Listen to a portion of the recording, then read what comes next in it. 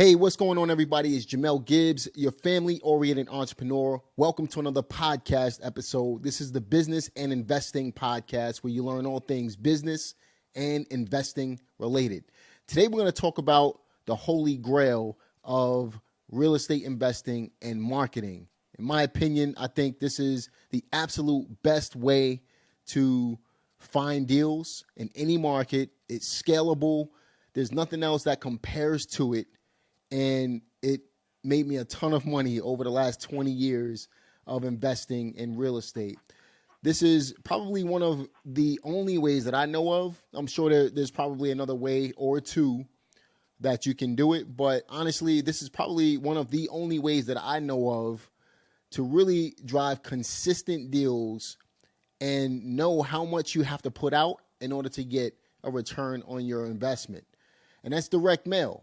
You know, for those of you who are not familiar with direct mail, if you've ever received a postcard in the mail, then somebody sent you a piece of direct mail, okay? And we're talking about a postcard from a company, not your best friend who's in the Virgin Islands or something like that, right? So we're talking about a piece of marketing sent to you via mail would be considered direct mail. It's going direct to you as the consumer of the mail, okay? And that's why they call it direct mail. So we're going to talk about how direct mail can affect your real estate investing business. We're going to talk about why it's one of the most powerful ways to find deals. It's not a free way to find deals. This is something that you have to invest into, but is it worth investing into this type of lead source in order to be able to gain a consistent flow of deals? That's something that you have to ask yourself. So today we're going to talk to Nick Orff from reiprintmail. We're going to leave some links in the description box so that you can set up a consultation with Nick as well in order to see how he can help you at least structure your direct mail campaign and talk about some of the marketing pieces that they're using right now in order to receive really effective phone calls from motivated sellers, especially during this time frame that we're in right now. This is the time that you need to be in real estate. And really any time is the time that you need to be in real estate. But this is especially the time because, you know, like I was telling one of my friends recently, over the last couple of months, you know, I've seen a spike in motivated seller interest when it comes to selling their properties. They're more flexible right now. They know that the interest rates are going up. They're going to have to be more flexible in order to get their properties sold. So we're going to talk about how you can position yourself today in order to be able to put yourself in front of these people. And we're also going to talk about some of the marketing pieces that work best in order to reach out to them.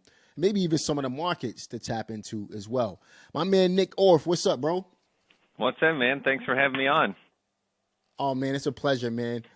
So you were on one of my coaching calls not so long ago, and That's right. I thought it was a great idea to get you on the podcast, man, because the stuff that you were sharing on the coaching call with the private session students that was really powerful stuff, man. I think that what you had to share is going to affect a lot of people's businesses and help a lot of people who's looking to get a consistent flow of deals coming in through direct mail or real estate investing in general, man. So why don't you tell everybody a little bit about yourself, bro? Yeah, so I'm one of the direct marketing coaches here at REI Print Mail, REI Complete, and we do a lot of things besides direct mail as well. You need list pulling and you need skip tracing and you need all this type of lead and that type of lead. So we can provide almost everything you need in one place, so you don't have to use 50 different programs to run a business.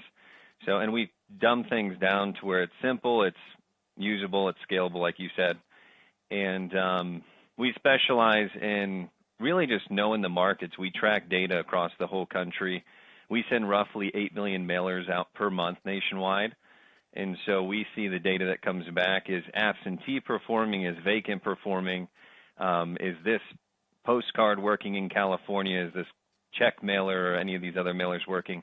So the idea is that when you get started, we analyze your market, We show you what piece works, what list type works, and then build a strategy that's based kind of around your budget. Everyone comes in either trying to get their first deal, or you come in with a business that needs a little bit of cleaning up and help, and we kind of organize things for you, give you recommendations, and then help you scale up. So really anything to do with investing, because you need leads, kind of number one, right? You can't run a business if you don't have anyone to talk to or go on appointments with. And the direct mail seems to be popping up a lot more recently. There's a lot of other different ways to do marketing, but you can't unsubscribe from your mailbox, and you can't get in trouble for sending mail. So it's a clean way to do business, and it's very effective. And I was saying that not so long ago, man. When everybody else is focused on technology, I focus on what worked in the past, right? So while everybody else was focused on text messaging and voice broadcasts and stuff like that, I was still doing direct mail. Yeah. So in my opinion, doing the opposite of what everyone else is doing is what's going to drive the leads. And like you said, you can't unsubscribe from your mailbox. So right. They have to see your message one way or another, right? Yeah. Unless they're on the do not call list, and that's a whole different thing that we can talk about. But what lists are you working on right now? What do you feel is working best nationwide? If we had to give an estimate of, let's say, vacant properties or probates or whatever, what lists would you say are the most effective right now for our listeners to tap into? Yeah, so it's pretty clear, actually. There's no second best right now that I've seen, at least across the board, is the absentee owners. So we have systems that track KPIs on exact list types we hit each month. And a lot of times we test vacants, owner-occupieds, absentees, kind of a mix of all three. But we subdivide the list by tracking numbers so we can see exactly how many calls come in. And absentee has been the highest in response rate by probably 3-4 times the amount. And then also the conversion's much higher too. So of the calls coming in, you're actually booking appointments with these people, not getting, for instance, owner-occupied. You get some good ones in there, but if it was apples to apples, owner-occupied, let's say, and absentee, you might book one appointment on 1,000 records. Absentee, you're booking like 8. So it's just night and day difference, and that's kind of everywhere right now. That's from Texas all the way to Virginia, up north, Florida, everywhere. So, and then there's markets that it does better, and in general, if you're newer, there's certain markets you can hit that you'll get a higher response rate just because that's how the market is. And then you need to know too which markets are oversaturated, where there's more competition, where the prices are higher on homes, where it's a little bit more difficult. So I can talk anything you want to talk about, I'll fill you in on. Well, yeah, let me ask you, man, because obviously I'm a huge fan of absentee owners. I'm a huge fan of vacant property lists as well.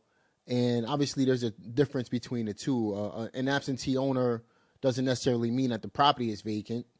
This is just someone who owns a property that they don't live in. A vacant property is exactly that. It's vacant, right? So I'm a huge fan of both of those lists.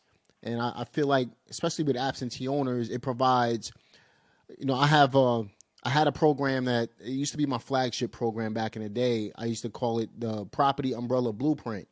And that particular program was based on absentee owner investing and how absentee owners are really the umbrella of every other type of lead source. You find the vacants, you find the probates, you find the distressed real estate that you're looking for under that one umbrella, right? What's the best way to hit, what's the best marketing piece to hit an absentee owner with right now? What do you find is working the best? Yeah, so there's a little strategy we use, because when you have an absentee owner, they usually own more than one property, right? So, and here, just a caveat too, like the absentee owner, I'd say is best to target is the one that's out of state, the property is also vacant, and it was listed for at least 90 days and failed on the MLS. So there's that's called list stacking, right? So yeah, I'm happy that you brought that up. Out of state absentee owners, property is vacant, so it's a vacant property, and you mentioned that is they're probably 90 days late on their mortgage. No, they tried to list it on the MLS, and it failed after 90 days. Got you. So it didn't sell for 90 days right now. Okay. So they live across the country probably, no tenants in the property. They're trying to sell it, and they can't even sell it on the market. So it probably has too many repairs that need to be done. Their price is too high. So they're not making money, they're paying taxes, and they can't sell it. So that's kind of an ideal person. Perfect. Perfect. So what type of message are you hitting them with? Yeah, so again, you can, when you're pulling a list, you can narrow down the criteria by how many properties they own. So like, let's say we want to target people who only own 5 properties in their portfolio, right? They're kind of mom and pop, not huge hedge funds or companies. So you want to target those types. And then you want to remove duplicates within your, I know this is a little bit much, but remove the duplicates in the list by the property, not the mailing address. So if they own like 3 or 4 properties, rental properties in the market, you want to send a mail piece to each one to really get their attention. And you'll get more of these kind of like portfolio deals when you do this. And then you want to send a piece that has a unique offer for the property. So we have these check mailers, we have postcards that make offers. It's just a ballpark figure. It's about 20% less the ARV. You send it to each one. They get 4 of them with unique offers on them. And if they're interested in selling one, they're going to call you. But a lot of times they're like, hey, I got 3 more properties I'm interested in selling as well. So that's what I would do. How often are you hitting these people? Typically 2 to 3 times, right? With mailing in general, you'll go anywhere from 3 to 6 touches usually. If the verbiage is just, hey, I'm interested in buying your home, give me a call. That's kind of the traditional message. But when you make an offer, it has a lot more impact. So when they see it, they're either going to call you on it or they're going to hold on to it and call you down the road. So you don't necessarily need to send them an offer the same number month after month after month. You can kind of move on to a new list after hitting that person for 2 or 3 times. So you figure over the course of 60 to 90 days, you'll be in contact with them and, either something is going to happen or you're going to put them on the back burner and then move on to another list? Right, yeah. Okay. Yeah, you'll set them up for 2 or 3 touches and then pull a new data and move on. Got it. Now, obviously, sometimes when you pull the absentee owner list, you'll find a lot of duplicates on that list when you pull it the second time, because obviously every house on the absentee owner list is not going to sell that quickly. So would you pull a different type of list that second time around? You can. That's the easier way, right? You go into another county or you just hit vacant instead. But if absentee is performing 3-4 times more, I would keep the records that you pulled for the first list. And then we handle all this stuff for you. So if you ever do a mailing, right, and you're not printing them off yourself and you have a company like us do it, we hold a master list of what you sent, and then we remove any of those properties from your next list. So you're not hitting the same people again if we're trying to move on. So, yeah, you don't want to, if you got the most out of them, you need to not put them into another 3-touch campaign. You need a new list. So if let's say the average person, pulls a list of, let's say 10,000 records and they narrow it down to what would you say is a fair amount to start with? To start, so like if you're brand new working on getting your first deal, typically the list has to be very particular. Like you're hitting the outskirts, you're hitting certain types of homes. They have to have high level of motivation. You can't really just spray and pray, right? You got to make your dollars work for you. But you can get away with doing about 1,000 pieces per month for about 2 or 3 months to get a deal. Doing that, you hit a new list each month, so you get in front of about 2,000 to 3,000 people total, and that usually does the trick. As long as you're not in a high-end market where every home is $1 million, like California in some spots. So 1,000 records to start for 3 months in a row, and that's 1,000 each month, a new 1,000 each month. And so, my point in bringing that up was you have the average, say, records, and this is just a number I'm throwing out there. I'm not saying that this is average at all, but say you pull 10,000 records, and from that 10,000, you narrow it down to 1,000 very specific leads that you want to put yourself in front of. Mm-hmm. And then from there, you go ahead and you send out your postcard or, your letter or whatever the case may be, whatever is working for you at that time, right? What percentage should you expect back when it comes from suspect lead, which is, let's say the first 1,000, Mm-hmm. to phone call? Again, that does come down to the market a little bit and how you pull the list. Mm-hmm. So very Yep. important. But as someone who's newer doing that, I wouldn't set them up with something that would do less than about a 0.8% response. So Mm-hmm. typically it's going to be in the ballpark 0.8 to 1.2, roughly 1%. So Mm-hmm. to hit that number, we look into your market. It may mean that you need to go a little bit further out. You might need to go somewhere else. Or you need to get funding to do that market, right, and send more Gotcha. mailers. Mm-hmm. Got you. So you figure off of 1,000 leads that should be 8 to 10 phone calls, something like that. Roughly. Yeah, 8 to Or 12. Yep. Mm-hmm. And it takes roughly 20 to 25 to close a deal. So that's why you do it for about 2 to 3 months. That's right. Okay. Mm-hmm. Sounds good, man. So for someone that is doing, maybe driving for dollars, or their budget just doesn't fit direct mail right at the moment, what are some things that people can do in order to be able to start a direct mail campaign and generate some phone calls in this way? This is just my personal opinion and working with a bunch of clients who are brand new and probably trying everything with them. There's 1,000 things you can do, but very few of them will kind of move the needle forward quick enough, right? So I kind of think about, I'm very risk adverse, but at the same time I want to make progress. I think about how long it's going to take someone. So if it takes you 90 to 180 days to get a deal, you'll probably kill your spirits before you get to that point and give up and move on. So Like most people. Right. So we kind of want to avoid that. To start your first mailing doing 1,000 pieces per month is not very much.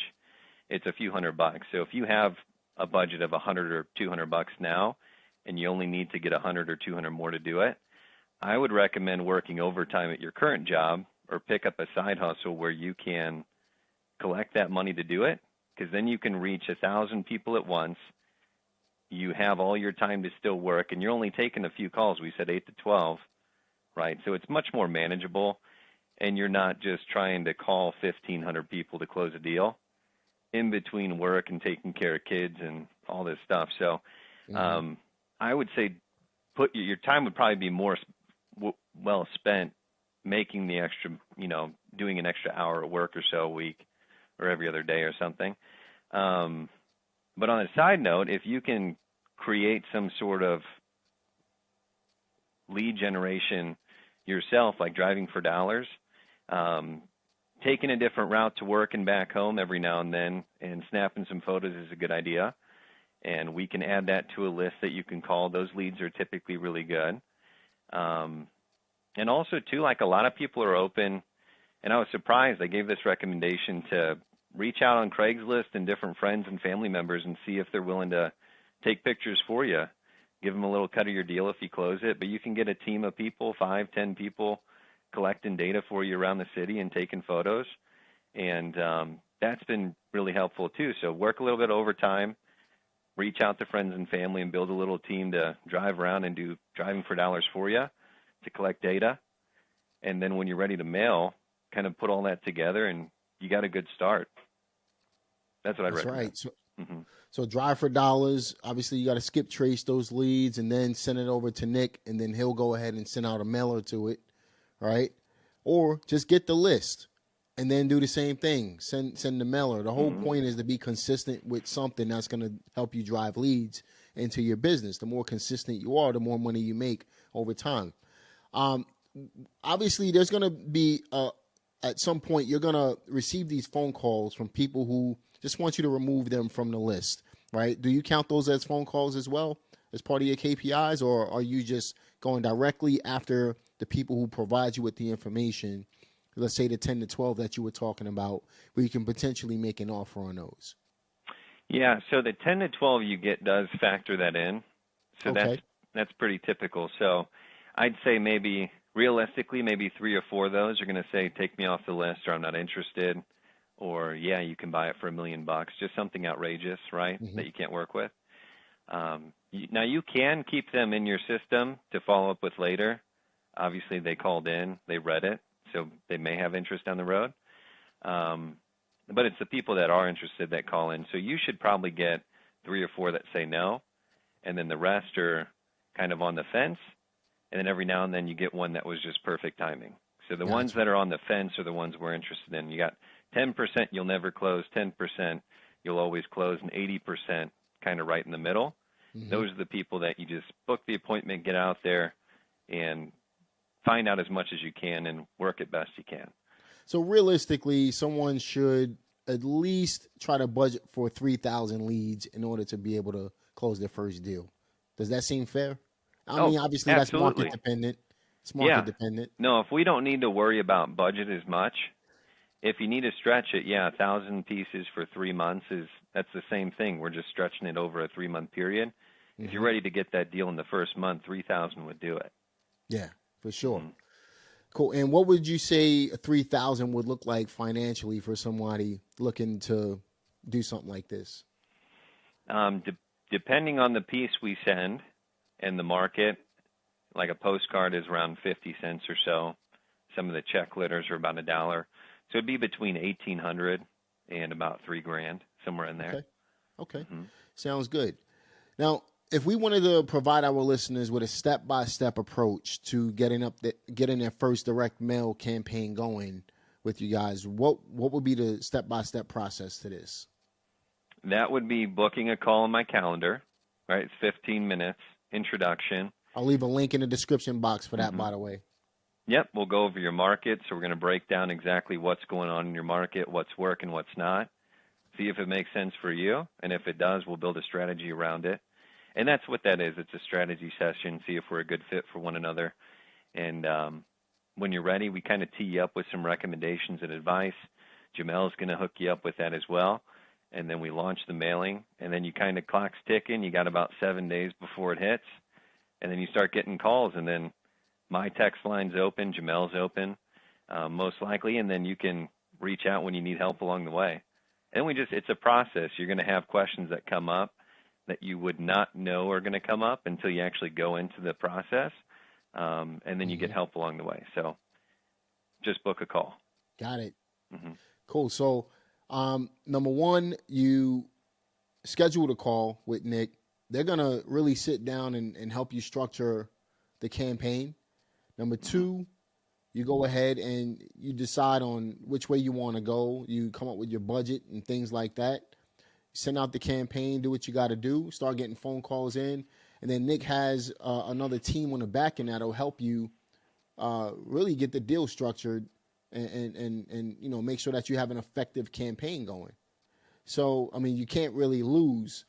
If you have a few $100s to get started with, start where you are, or at least have this discussion with Nick so that they can help you put your money, structure your money in a way that's going to be effective for you, because by you winning, they're going to continue to win because you're going to continue doing business with them at the end of the day. So if you hire Nick and his team as your mail house, this is what you can expect, and you're going to get the support that you need as well. I personally think that direct mail is, like I said, the holy grail. It's like the best way to drive leads when it comes to real estate investing, bar none. It's the only thing that I know is scalable. Obviously, you can scale with Facebook ads and things like that as well. But when we're talking about, direct response to the seller, and we're talking about going direct at the seller, there's nothing like it, right? Bandit signs are not as effective. Not saying that they don't work, but they're not as effective as direct mail. Cold calling is effective, but it takes up a ton of your time. This strategy with direct mail is for the everyday person who has a 9 to 5 or somebody looking to, not focus on reaching out to sellers, but have the sellers call them, and then they can pick and choose. They can literally cherry pick the leads that they want to talk to and the ones that they don't. I think you should talk to everybody because you're paying for it, but this is how you run a real estate business. It's how you run a business in general, right? You invest a little bit of money into marketing, you get the leads in, you turn those leads into prospects, turn those prospects into money. That's how you do it, right? 100%. So I know that we spoke about, and this is recently, we spoke about some of those marketing pieces and markets that you were looking into or you were dealing with. I know that you guys see a lot of data across the country. What markets would you say are working best right now for wholesalers? So there's the easiest way to understand where to go is just, you kind of know when you think of big places, right? You see them on TV shows, real estate, Netflix series in California and Texas and Florida. Like those places are going to be kind of difficult, right? So anywhere that's boring, the Midwest, kind of right there, smack dab, central time zone, is a lot easier. Arkansas, you have Iowa, Georgia, Louisiana, right? Some places you send a mail piece and it's like they've never seen it before, and they just pick up the phone and call you. So that's kind of where I would focus if you're newer. And then there's some caveats to that, right? You want to get connected with buyers in advance, which we help you out with, so you got someone to move the deal to. But also, too, if you are stuck in a place and you don't want to go out too far, just be open to go on the kind of the outskirts of the city. Like, be willing to go out just a little bit further. And because a lot of the bigger players, they pull right within county lines of the major cities. And so you take a few steps over, and it's like they're not marketing to that location. So it's just less for you to compete with when you're starting out, and your marketing dollars will go a lot further. Absolutely, man. Would it be an easy transition for someone who's just getting started, but they've tried other marketing channels? Would it be an easy transition for them to start the direct mail campaigns? Yeah, probably the easiest to be. When I started, I did cold calling, and it was like 1,500 dials before I would get a few appointments, and like it's rough. So say that again. 1,500 dials, right? Yeah, 1,500 dials. Yeah. Not all of them pick up, right? You get 300 or 400 that connect, and then you get the few that set up an appointment. And so, yeah, to have people just call you, much easier, kind of throughout throughout the month, and they're actually interested, right? Maybe you'll get someone that says, "Hey, I'm not interested. Thanks for the mailer." But to have someone call you and say, "Yeah, I like the offer. I thought it was fair." It's 20% discounted off ARV, and they were on the list that you pulled, so the house has issues with it. It's kind of perfect setup. So yeah, it's a lot easier, especially if you have a job or 9 to 5 or a bunch of kids, and that can make things difficult. And I don't think a lot of people really take into consideration how much effort and what you have to do when you get into it. And so it sounds great up front, but you need processes and steps when you're in it and someone to help you that actually does it. Like, you do this for a living. I run a company outside of here that wholesales here in St. Louis. And so you need someone to kind of fill in the blanks along the way. Mail is just an easy way to do it, though. That's right. Let's play devil's advocate a little bit. And let's say that someone sends out a direct mail campaign, first one, and they don't receive any phone calls. Why would that be the case, and what should they do? First thing I do is I call the number on the mail piece to see if it goes through. 9 out of 10 times, if we don't get a single call, that's it. And I go, we need to fix the number ASAP because it's going to disconnected line. If that doesn't happen, usually it's the list. So something can be in most cases happens when someone sends me a list. So like they pulled the list. Maybe they're like, yeah, I got 20,000 records, and they just pull a small chunk out and didn't really look at it. But other than that, I mean, it's if you get no calls, rarely happens. But if it does, we hook you up. I mean, that's not what we anticipated to happen. It's not what we expected, and so we'll just chalk it up as the post office did something wrong with it, and we need to start from scratch again. We help you out. So cool. And what if let's play that a little further? Let's say that someone they're trying, because I hear this a lot. They're going to try this business out. that cracks me up, because if you're not dedicated to it, don't do it. Right? Trying something is not being dedicated to it. So when I see people say, "Hey, I'm going to try this," then that means you're not fully committed to it, and you're in the back of your mind, you're telling yourself you're going to quit at some point, right? My question to you is, if someone tries, quote unquote, a mailer, and they send it out one time and they don't get a deal from it, how should they look at that? Yeah,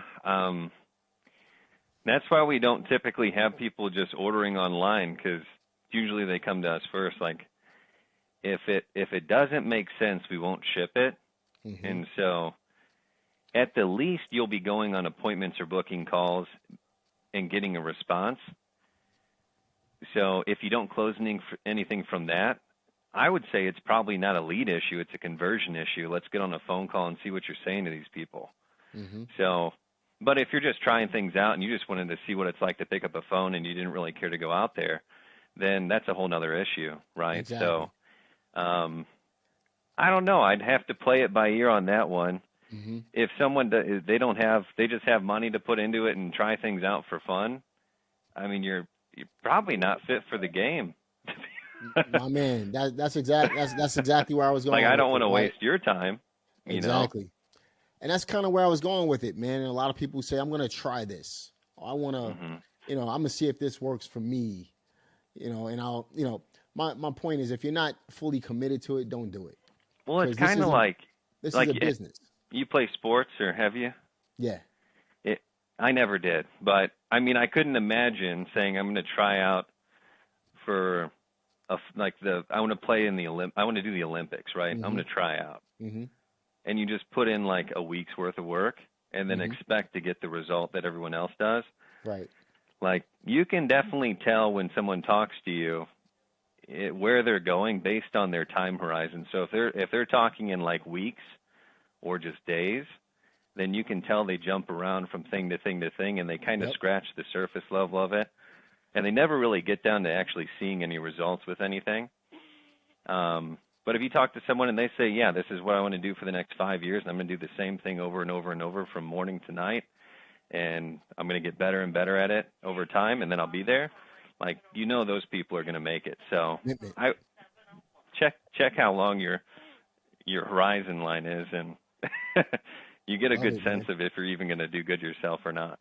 Yeah, and I find the same thing, man. Most successful people that I do business with, including myself, I think long term. I'm not thinking about the next 6 months. I'm not trying anything. I'm going to commit to something. For example, even like this YouTube page and this podcast, right? It's been 3 years. It's just starting to pick up, right? Yeah. But I wasn't really getting the result that I'm getting now for 3 years. Was it worth it? Absolutely. I committed to that time frame, and it's just going to get better the longer I stay in it. Right? When I was down on Wall Street, they used to say the longest person who stays in the game wins. If you don't quit and you commit to a certain period of time and you know that you're going to get better over time, then you can't lose. Right. How can you lose? Yeah. Right? So just something to think about. But obviously that takes a mindset shift, right? What type of mindset shift does it take for someone to go from the marketing that they're hearing all over the internet to doing something like this? Because it does take a commitment. So what type of mindset or commitment would it take? I would just say, I mean, be willing to work it for about 90 days or so with any form of marketing. I mean, Yep. it's just like we've been talking about. You can't just dip your toe in the water and feel what it's like to go swimming, right? You got to kind of jump in for a while and do it. So, but mindset, I mean, I would say it's more so just understanding that you're sending a mail piece to people. These are real life people. They're coming home from work. They're checking the mailbox. Maybe a lot of them just throw it on the counter and they call you back next month, right? But that's still a lot more enticing than, like, I walk into my granddad's house and he gets phone calls left and right and left and right and left and right, and he doesn't pick up a single one because he knows kind of what it is. So, yeah, you gotta give it a little bit of time. But because we take that step and pull the data and really know it's already working, like if it's working for 10 investors, getting the similar response rate, sending this piece to this type of list, it's no different to introduce you into that pool and you get the same result. The seller doesn't differentiate between you and 10 other companies. And so you can reap those rewards without having to put in 6 months of work, spend a small fortune to figure it out. We just kind of jump you right in. So I expect you to get results sooner than later than most companies would. But also I'd say anything you do, you got to commit to it. So you got to commit to it, man. That's why I tell people when they join, let's say my coaching program, I tell them, look, expect to invest into your business for 6 months without making a dime. I'm not saying it's going to take that long to make that much money, but I'm preparing you mentally to be willing to put out for 6 months, even if you didn't have anything coming in. Yeah. So, I mean, that's kind of the way you got to think about it. You got to think long term in business, man. So what obstacles would you say someone's going to face as they're doing these direct mail campaigns? I'd say you have to pay down like your own, and I don't mean this in a condescending, like your own ignorance as fast as you can. So like, you don't know what you don't know. You have to, a lot of times when you're starting out, you try to learn everything about it before you actually jump in. And the fact is you can't read what this stuff is in a book and then go through it and just be a pro. So you have to get into as many appointments as possible and put in as many offers as possible and go through the steps. So you can just get over that learning curve as fast as possible. Like that should be, I think the number one objective is like kill that learning curve as quick as you can and then move on. So, but the hardest thing you're going to come up to is yourself in that case, right? Like, oh, I can't do this because of X, Y, Z, or, oh, I've never been able to do this because I'm this way. Like, if you can get over that stuff and just do the hard, uncomfortable things real quick, then you can move on to the good stuff. Absolutely, man. And you know what that's called? That's called failing forward. Right? Yeah. That's called making mistakes while you're making money. Yeah. And learning the business. And most people are not equipped or they're afraid to fail forward, unfortunately. And then that's why you're listening to this podcast, guys, so that you can prepare yourself mentally so that you can get out there and do and not be afraid to make the mistake so that you can get to the goal that you have. Nick, man, where can our listeners find out more information on how to schedule a call with you? Number one, I'm going to leave a link in the description box, but did you want to share a different link? No, that link is best. So it's Nick at reiprintmail.com is my email if you ever need to reach out. But yeah, use that link because you get 10% off using it. And then check out our website if you'd like. We offer the mailing we talked about is kind of for getting started. We also have done-for-you services for people who want to launch a full business in 7 days. They got VAs and all kinds of stuff built in, CRMs and cool stuff. So, yeah, just use that link. That's the best way. Sounds good, man. And, for our listeners, if they wanted to learn more about marketing and direct mail and things like that, do you have any particular books that they can look into? Any recommendations? Any books? Honestly, the best one, so this company's 30-plus years old. Jeff Charlton, we own a publishing company as well. And Jeff Charlton, the owner, he actually wrote a book on direct mail. And if you request a sample kit, you get one for free. So Nice. that's what I do. You can see some of our pieces, and then you get a book on direct mail, kind of the ins and outs on how to do it effectively in any market if you wanted to read up on it. Cool, man. Now, if you had to provide our listeners with some last words of advice, what would those words be? Oh, man. I would say,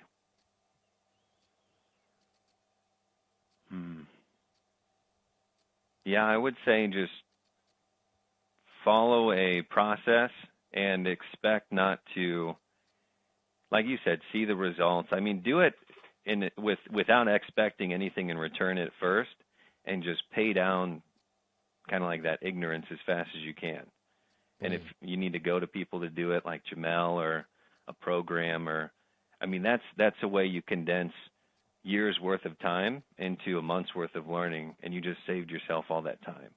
And that's what you're paying for, is you're paying for 5 years of your life. That's so, right. Do that. That's right, man. Couldn't have said it better myself, man. Nick Orff, we really appreciate you hopping on the line with us today. I'm sure our listeners are going to want to have you back. I'm sure they're going to have a ton more questions. Maybe we could do a YouTube live at some point and just kind of answer questions and maybe even show some of those marketing pieces that you were talking about. If you guys want to see something like that, be sure to leave a comment in the comment section. And based on the response we get on this video, we'll set up another one. We really appreciate you guys listening in. Hope that you benefited mentally for a direct mail campaign. And I hope that you benefited in a way that it enticed you to want to do direct mail. Because honestly, this is I'm not kidding you guys. This is the best way to market your real estate business. If you want to receive phone calls versus making calls out, this is the way to go. And you get to control your business in that way. Me personally, I'm not sitting in front of a phone for 4 or 5 hours and dialing, 2,000 people. It's just not happening. I'd rather get the phone call in and have the 20 people that wanted to respond. I'd rather talk to 20 than 2,000 that aren't even interested. So just some food for thought for you guys watching this or listening to this podcast. I hope that you guys benefited from it. Once again, be sure to like this video, subscribe to this channel, click the notification bell. Also share this with other people who might be interested in the business. And I'll see you guys on the next one. Peace.